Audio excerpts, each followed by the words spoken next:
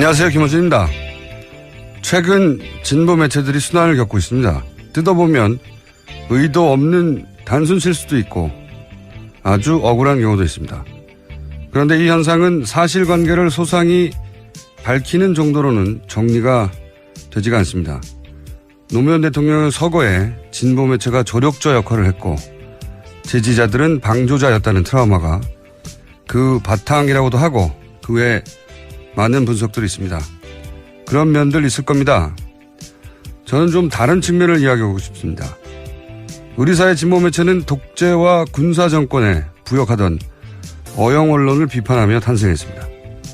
당시는 부당한 정권을 견제하는 것만으로 기자의 안위가 위협받는 시대였고 정권의 비판의 날을 세우는 것만으로도 박수받아 마땅한 기자 정신의 구현이었습니다. 우리 진보 매체의 직업윤리와 소명의식은 바로 그 시절에 뿌리하고 있습니다. 세월이 흘러 김대중 노무현 정권 하에서는 정권 비판이 더 이상 비장한 각오를 필요로 하는 일이 아니라 가장 쉬운 일이 되었고 진보 매체는 여전히 같은 직업윤리로 그 10년을 보냈습니다. 그 후 보수 정권 10년을 겪고 이제 다시 진보적인 정권을 맞이했습니다. 이제 이런 질문을 할 때가 된 게 아닌가 싶습니다. 진보 매체가 진보 정권과 관계를 맺는 방식은 견제밖에 없는 것인가? 견제와 협력의 관계를 동시에 유지할 수는 없는 것인가? 오바마를 공개 지지한 뉴욕타임즈는 어떻게 어용이란 소리를 듣지 않으며 기자 윤리를 유지하는 것인가? 완전히 새로운 다중의 시대에 걸맞는 기자 정신은 어떻게 재정립되어야 하는가? 어제 옳았던 직업 윤리는 오늘도 반드시 옳은가? 앞으로 뉴스공장은 이 문제 지속적으로 여러분과 함께 고민하겠습니다. 김어준 생각이었습니다. 시사인의 김은지입니다. 네. 시사인은 고생 중이죠? 네, 저희가 한 1, 2주 후에 이 문제를 한번 다뤄볼까 합니다. 자, 첫 번째 뉴스는 뭡니까? 네, 서훈 국정원장은 어제 취임하자마자 국정원의 국내 정보 수집 기능을 폐지한다고 밝혔습니다. 현재 국정원 직원이 정부 부처나 공공기관, 언론사 등을 담당하면서 동향과 정보 보고를 하고 있습니다. 불법 사찰과 정치 개입 논란을 불렀던 기존의 담당 관제를 전면 폐지했습니다. 큰 조치네요. 예. 근데 이제 담당관 IO라고 불렀죠. 예. 이건 이제 정보 수집의 루트의 하나지 전부가 아니기 때문에, 예. IT 시대에 IO가 유일한 정보 수집 루트였을 리가 없죠. 예. 그렇죠. 예. 2014년이었던가요? 그 이탈리아 해킹팀 프로그램. RCS 프로그램이죠. 예. 예. 그걸 국정원이 이제 그에서 썼다는 건 이미 밝혀진 내용이고, 예. 그러니까 이제 국내 정치 개입, 정치 사찰 근절하기 위해서 이제 담당관을 폐지했다는 건데, 그 후속 조치가 더 중요할 것 같아요. 이 담당관 폐지는 굉장히 눈에 띄고 쉬운, 물론 쉬워도 아무도 하지 않았지만, 눈에 띄어서 확인이 가능한 조치인데. 노무현 정부 때는 했었습니다. 아, 그렇죠. 예. 근데 그 후속 조치를 과연 어디까지 할 수 있을까? 그리고 그 후속 조치로 금지된 행위가 지켜지지 않을 경우에 지금 이제 무관용, 예? 반드시 처벌하겠다는 거잖아요. 예. 네, 서훈 국정원장이 취임사에서 밝혔습니다. 무관용. 근데 이제 무관용의 원칙을 알겠는데 금지된 행위를 할 때 잡아낼 수 있는가? 저는 이게 굉장히 궁금한 영역이에요. 어차피 대단히 은밀한 행위이기 때문에 물론 잡아내면 무관용의 원칙을 지킨다 하더라도 잡아낼 수 있는가? 이게 예를 들어서 정치 사찰을 대상자가 인지한다는 건 굉장히 어려운 일이거든요. 불가능에 가깝죠. 예. 경험자로서 하는 말입니다. 어떻게 아셨나요? 불가능에 가까운데. 아, 그건 타고난 척과 오랜 경험과 관찰력, 집중력, 내 주변에 있는 사람들에 대한, 내 주변의 차에 대해서 평상시와 다른 것이 무엇인가. 그거는, 정말 관찰력이 필요해요. 예. 스쳐 지나간 것을 놓치지 않는 여하간. 하여튼 관심사입니다. 저희가 앞으로 계속 이 문제 다루겠습니다. 다음 뉴스는요? 네, 더불어민주당은 사드 보고 누락 논란과 관련해서 이것이 하극상이고 국기문란이라고 규정하면서 청문회 열자고 하고 있습니다. 황교안 전 총리와 김관진 전 안보실장, 한민구 국방장관, 윤병세 외교장관을 청문 대상으로 지목했습니다. 하지만 자유한국당은 안보자의 코미디다라고 비판하고 있고요. 국민의당은 사드 청문회가 외교 파국을 초래한다라고 주장하고 있습니다. 자유한국당이야 이렇게 말할 수 있습니다. 자유한국당이 여당의 시절에 도입했던 거니까 사드가. 근데 그 과정에서 자유한국당의 이렇게 박근혜 정부의 그 안보 라인 전체가 지금 대상인 거잖아요. 네, 정부에. NSC 멤버 네. 모두입니다. 그러니까 이제 자유한국당에서는 반대하는 게 당연할 것 같은데 국민의당이 이렇게 나오면 안 되는 거죠. 국민의당은 애초 사드 반대 입장이었고, 그죠? 물론 뭐 대선 한 달 전에 잠시 찬성 제스처를 취하긴 했지만, 바꿨죠. 그건 대선 때문이었다는 건 누구나 알고 있고, 기본적으로 DJ 대북 정책을 개선한 정당이 글쎄요, 정치적 포지션을 이렇게 잡아서 될지 모르겠습니다. 예. 여하간 청문회가 개최되기는 굉장히 어렵겠다. 예. 청문회가 안 되면 사법적 조치로 넘어갈 수도 있겠죠. 그 다음으로 바로. 다음 뉴스는요?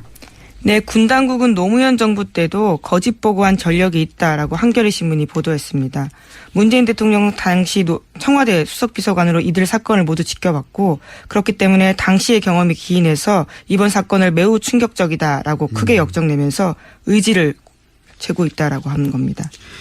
생각해보면 문재인 대통령이 역대 대통령 중 유일하게 이런 청와대 민정, 비서실장, 주요 요직을 다 거친 대통령이에요. 그래서 청와대가 돌아가고 청와대를 상대로 각 부처가 어떻게 때로는 거짓말을 하거나 때로는 누락하거나 속이는지에 대한 경험이 축적돼서 그런지 예민하기도 하고 대응도 되게 대단히 단호해요. 이게 보면 참여정부 때 몇 번 그런 적이 있었거든요. 작게 유명한 사건입니다. 사실 오래돼가지고 잘 기억이 겪었던 분들도 기억이 안 나실 텐데 그때 이제 북한의 급변 사태 예를 들어서 북한의 군 통수권자라고 할 수 있는 당시는 김정일이었죠. 지금 김정은 국방위원장이 유고가 사태가 발생한다든가 그러면 이제 전쟁은 벌어지지 않았잖아요.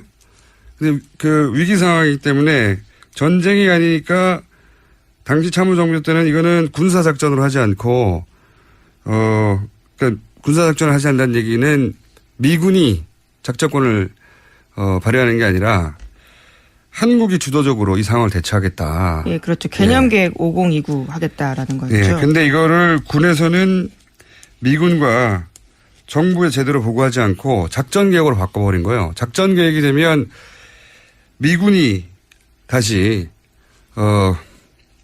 군사작전이 되니까. 네, 한미연합사령관이 주관하게 됩니다. 우리한테 군사 작전권이 없으니까요. 네. 그랬는데 군에서는 그 상황을 미군이 주도하는 상황의 작전 계획으로 미군과 얘기하고 정부에 얘기하지 않은 채 이게 말이 안 되는 거죠. 절대 말이 안 되는 건데 근데 군이 워낙 이제 기본적으로 폐쇄적이고 전문적인 집단이라 본인 자기들끼리 처리하고 예.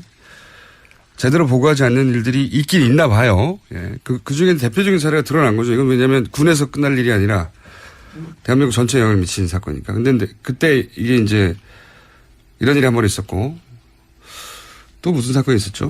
네, 2004년 7월 달에 서해상 남북 간 총격 사건이 있었는데 이것을 허위 은폐 보고한 적이 있습니다. 아, 그때 북한의 배. 예, 경비정이 NLL을 넘어오자 남한 해군이 경고 사격한 건데 당시 합참에서는 북한 경비정에 경고 방송했지만 응답하지 않아서 사격했다. 이렇게 발표했거든요. 네. 청와대에도 그렇게 보고했습니다. 근데 나중에 이제 조사를 해보니까 그게 북한 어선이 아니라 중국 어선이라고 응답을 했는데도 발표를 했다. 예, 내려가는 네. 건 중국 어선이다라고 북한 경비정이 밝혔다라는 거죠.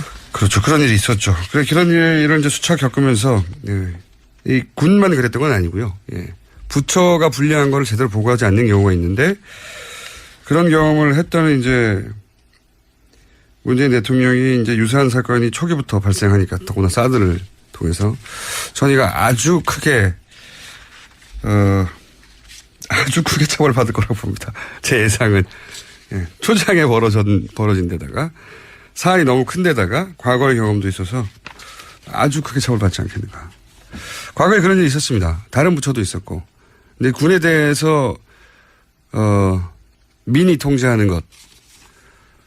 그것을 군이 제대로 받아들이지 않을 경우에 어떻게 일벌받게 하는지 보여주려고 하는 의도도 있을 거라고 봐요, 저는. 자, 다음 뉴스는요? 네, 감사원이 FX 사업에 대한 조사 마무리 단계라는 보도가 나왔습니다. 김관진 전 국가안보실장이 국방부 장관 시절 주도한 7조 규모의 4세대 전투기 사업입니다. 감사원 관계자는 자체적으로 지난해부터 FX 사업에 대한 조사를 시작했고 빠르면 3개월 안에 감사 결과 나올 거다라고 말하고 있습니다. 이게 소위 방산비리의 출발이라고 할 수도 있겠네요. 예. 근데 이게 핵심 인물이 이제 사드 도입의 핵심 인물로 주목받는 김관진 전 실장. 당시 이것도 벌써 3년 전입니까? 2013년 9월 달입니다. 3년이 넘은 4년 전이네요. 그때 당시 크게 문제됐었거든요. 크게. 왜냐하면 이상한 말들이 많이 나왔어요. 정무적 판단을 해서 무기를 수입해야 된다고, 도입해야 된다고. 당시에 그 김관진 전 안보실장이 국방장관이었군요, 당시에. 김관진 국방장관이 이상한 멘트죠. 군이 어마어마한 돈을 들여서 무기를 도입하는데 왜 정무적 판단을 해야 하는 건지, 예? 그 무기의 성능과 가격, 오늘 객관적 수치로 판단해야 되는데 정무적 판단을 표현을 썼고, 근데 정무적 판단이 뭐였는지 해명을 하지 않았어요, 당시에.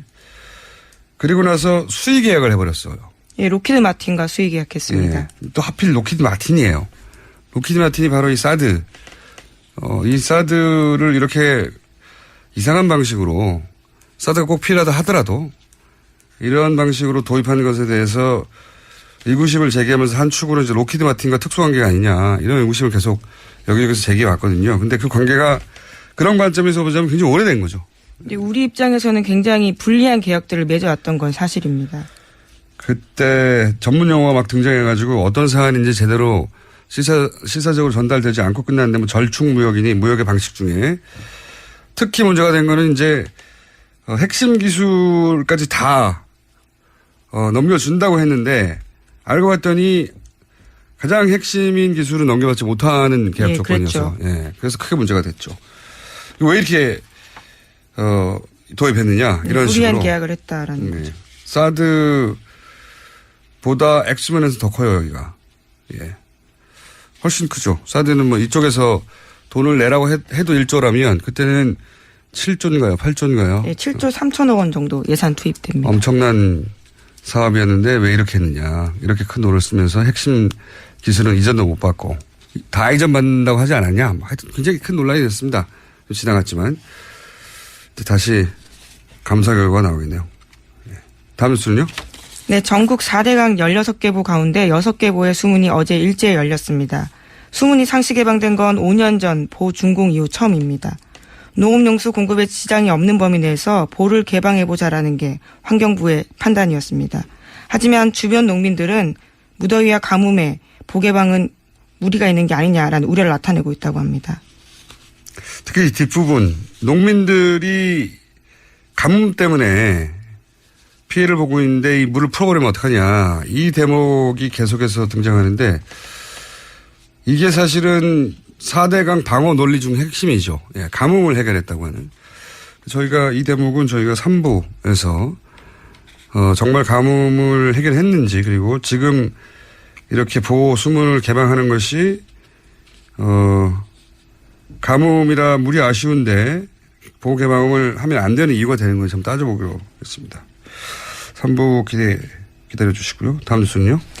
네, 박근혜 전 대통령 재판과 관련해서 방대한 증인과 촉박한 일정 탓에 재판부의 고민이 깊어지고 있다라는 보도가 나오고 있습니다. 주 사회심리라는 강행군 일정 제시했지만 박 전 대통령 쪽에서 건강 문제를 꺼내들고 반발하고 있습니다. 제가 이 박근혜 전 대통령이 재판 관련해서 미리미리 예언을 했어야 되는 상황을 몇 가지 놓쳤어요. 아프실 예정이라는 말을 또 못했고.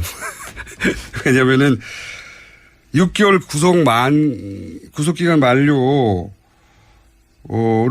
보내버리고 일단 풀려나서 재판받는다는 전략이었을 때 그러면 그 방법이 뭐가 있느냐. 과거를 생각해 보면 아프실 예정이 다 당연히 등장하고 할 텐데 그리고 존다는 얘기도 못했고 제가 깨알어뒀습니다. 아프실 예정 카드를 다시 꺼내들으셨고. 목적은 하나죠. 근데 제가 이번에는 통할 것 같아요. 왜냐면, 다 그 증인과, 예, 진술한 사람 모두 직접 나오라고 하는 전략.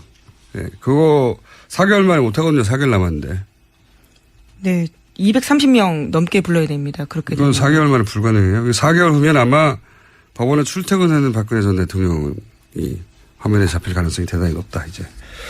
막을 방법이 없어요. 이 전략으로 나오면. 실제로는. 아프신데 어떡해요. 다음 주는요? 새누리당이 어제 조원진 의원에게 당원권 정지 13개월이라는 중징계 내렸습니다. 조 의원 쪽에서는 징계 사유가 무엇이고 통보받은 것도 없고 소명 절차가 전혀 없었다면서 심의 대상이라는 문자 메시지만 왔다라고 밝혔습니다. 재밌는 뉴스네요. 의원이 한 명인데. 네, 그 그렇죠. 한 명이, 새누리당입니다. 예, 그 한 명이 대선 후보인데 그 대선 후보를 당원권 정지시켰다는 거 아닙니까? 네, 그렇죠. 예. 그럼 당에 의원이 한 명도 없는 거잖아요? 당원권이 정지됐으니까. 새누리당은 굉장히 단호하고 절도 있는 정당이네요. 다음 뉴스 전해주십시오. 네, 트럼프 대통령이 미국의 파리 기후 변화 협정 탈퇴를 공식으로 발표했습니다. 이로써 미국은 오바마 전 대통령이 지난해 9월에 비준한 9개월 만에 파리 기후 협정을 백지화한 겁니다. 어떤 의미에서 참 대단하네요. 트럼프 대통령은. 이게 197, 8인, 하여튼 200여 국이 참여한, 거의 전 세계가 참여한 거거든요. 그 중에 미국이 이제 탄소 배출량이 세계 2위인가 그래요. 예. 예. 이거 관련해가지고 과거에 그 석유협회나 이런 곳에서 끊임없이 로비를 해왔거든요. 이해단체가 확실한 곳이 있습니다. 예. 그 이해를 대변하는 겁니다. 확실하게. 여기 뭐 국제적 비난이나 뭐 유럽에서 많죠 지금. 이미 1위 국가 중국이거든요. 중국은 재빨리 유럽으로 달려가가지고 우리는 지킨다고 EU하고 공동성명 내요. 오늘인가 내일. 그리고 인도가 그 다음인가 그럴 거예요. 인도도 바로 이 기후변화에 대해서 약속을 지킨다고 총리가 얘기하고 재빨리. 우리도 10위권이거든요. 우리도 이거 성명 내야 돼요 사실은. 우리는 지킨다고. 그러니까 인도, 중국은 이 기회를 외교적으로 자기를 돋보이는 찬스로 여기고 유럽으로 달려갔어요. 그래서 EU하고 특히 중국은 EU 어디더라? EU 본부. 예, 맞아요. EU 본부에 가가지고 공동 성명을 낼 거예요. 그러면서 이제 미국이 빠져나가지만 중국이 그 자리에 여전히 있으면서 이 약속을 지킬 거라고 메시지를 내는 거죠. 트럼프 덕분에 미국의 이미지는 굉장히 드라마틱하게 빨리빨리 떨어져 가고 있다. 네, 트럼프 대통령 대선 때부터 기후변화와 지구온난화는 중국이 꾸며낸 거다. 거짓말이라고 했거든요. 거짓말이라고. 네. 예. 기후변화 거짓말이라고 중국이 꾸며낸. 우리도 여기 대응해야 된다. 국제적으로 굉장히 관심 많은 사안이기 때문에 외교부 성명 정도 나왔으면 좋겠습니다. 여기까지 하겠습니다. 시사인의 김은지였습니다. 감사합니다. 공약과 정보 보고를 하고 있습니다. 불법 사찰과 정치 개입 논란을 불렀던 기존의 담당 관제를 전면 폐지했습니다. 큰 조치네요. 예. 근데 이제 담당관 IO라고 불렀죠. 예. 이건 이제 정보 수집의 루트의 하나지 전부가 아니기 때문에, 예. IT 시대에 IO가 유일한 정보 수집 루트였을 리가 없죠. 예. 그렇죠. 예. 2014년이었던가요? 그 이탈리아 해킹팀 프로그램. RCS 프로그램이죠. 예. 그걸 국정원이 이제 구비해서 썼다는 건 이미 밝혀진 내용이고, 예. 그러니까 이제 국내 정치 개입, 정치 사찰 근절하기 위해서 이제 담당관을 폐지했다는 건데 그 후속 조치가 더 중요할 것 같아요. 이 담당관 폐지는 굉장히 눈에 띄고 물론 쉬워도 아무도 하지 않았지만 공개 지지한 뉴욕타임즈는 어떻게 오용이란 소리를 듣지 않으며 기자 윤리를 유지하는 것인가. 완전히 새로운 다중의 시대에 걸맞는 기자 정신은 어떻게 재정립돼야 하는가. 어제 옳았던 직업 윤리는 오늘도 반드시 옳은가. 앞으로 뉴스공장은 이 문제 지속적으로 여러분과 함께 고민하겠습니다. 김원준 생각이었습니다. 시사인의 김은지입니다. 네. 시사인도 고생 중이죠? 네, 저희가 한 1, 2주 후에 이 문제를 한번 다뤄볼까 합니다. 자, 첫 번째 뉴스는 뭡니까? 네, 서훈 국정원장은 어제 취임하자마자 국정원의 국내 정보 수집 기능을 폐지한다고 밝혔습니다. 현재 국정원 직원이 정부 부처나 공공기관, 언론사 등을 담당하면서 안녕하세요. 김호준입니다. 최근 진보 매체들이 순환을 겪고 있습니다. 뜯어보면 의도 없는 단순 실수도 있고 아주 억울한 경우도 있습니다. 그런데 이 현상은 사실관계를 소상히 밝히는 정도로는 정리가 되지가 않습니다. 노무현 대통령의 서거에 진보 매체가 조력자 역할을 했고 지지자들은 방조자였다는 트라우마가 그 바탕이라고도 하고 그 외에 많은 분석들이 있습니다. 그런 면들 있을 겁니다. 저는 좀 다른 측면을 이야기하고 싶습니다.